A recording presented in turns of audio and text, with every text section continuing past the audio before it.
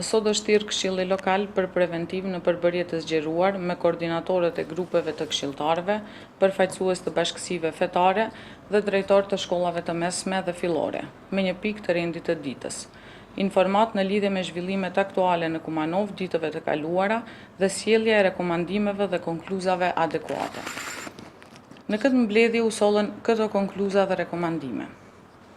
Vëmendje e veçantë i kushtohet nxënësve e posaçërisht atyre të shkollave të mesme, të cilët janë më të ndjeshëm në provokime, që t'i mbrojmë nga këto ngjarje jo të mira të cilët e rrënojnë bashkëjetesën multietnike në Kumanov. Vetëm kështu mund të vim deri te një zgjidhje e përbashkët për të tejkaluar problemet e tilla. Të gjithë drejtorët e shkollave të angazhojnë kujdestarët e klasave, që të mbajnë orë kujdestarie të jashtëzakonshme dhe të bëjnë apel të nxënësit për qetësi dhe mos të bien prej e provokimeve. Të thirrën këshillat e prindërve dhe të paralajmërohen prindërit që të kenë kujdes që fëmijët e tyre mos të kyçen në rrjete sociale dhe grupet ku shpërndahet gjuha e urrëties dhe ngritje të tensioneve. Të ju sqarohet se bashkëjetesa dhe toleranca janë diçka që duhet të ruajmë dhe jo t'i rrënojmë.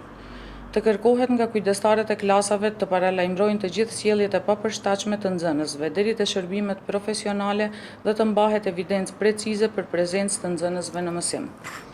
Përfaqësuesit e sektorit për preventiv të organizojnë panele diskutimi me të gjithë nxënësit e shkollave të mesme.